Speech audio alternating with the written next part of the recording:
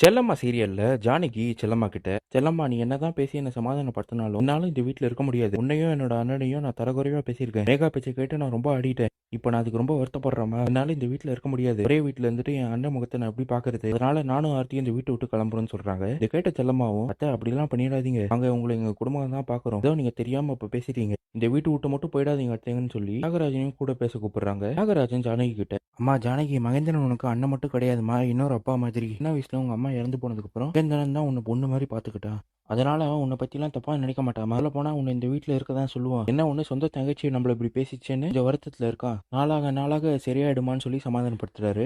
பெரிய வீட்ல இருந்து கிளம்பின மேகா, மரகதம், மனோகர் 3 பேருமே செல்லம்மா முன்னாடி இருந்த சின்ன வீட்டுல போய் தங்குறாங்க. உள்ள போனதுமே மேகா மரகதத்துக்கிட்ட, டீ கடைசியில் நம்ம இந்த வீட்டுல வந்து மாட்டிக்கிட்டோம். ரொம்ப சின்ன வீடா இருக்கு, இங்க யார் தங்குவா? ஏதோ நீங்க சொன்னீங்களே தான் நானும் உங்க கூட இந்த வீட்டுல இருக்கேன். இல்லைன்னா நான் சரவணன் அப்பா வீட்டுக்கு தான் போயிருப்பேன்னு சொல்றாங்க. இதை கேட்ட மரகதமும், எங்களுக்கே இடம் இல்லைன்னு சொல்லிட்டா உன்னை மட்டும் உள்ள விட்டுருவானா அப்படின்னு பேசிட்டு இருக்கு. அந்த வீட்டுக்கு வந்த மலர் ரியா கிட்ட, ரியா எங்க அம்மா உன்னை அந்த வீட்டுக்கு வர சொன்னாங்க, வாரியா நம்ம பெரிய வீட்டுக்கு போலான்னு கூப்பிடுறாங்க. மேகாலாம் அவன் ஒன்றும் அந்த வீட்டுக்குலாம் வரமாட்டான்னு சொல்ல, இதை கேட்டு அந்த மரகதம், விடு மேகா, அவளாச்சும் அந்த வீட்டுக்கு போய் சந்தோஷமா இருக்கட்டும், நம்மளால தான் இருக்க முடியல, சின்ன பொண்ணு தானே இருக்கட்டும்னு சொல்லி அனுப்பி வைக்கிறாங்க. செல்லம்மா மகேந்திரனை தனியா கூப்பிட்டு, அப்பா உங்ககிட்ட ஒரு விஷயம் பேசணும். ஜானகி ஏத்துக்கிட்ட நான் பேசியிருந்தேன். அவங்க இந்த வீட்டை விட்டு போறேன்னு சொல்றாங்க.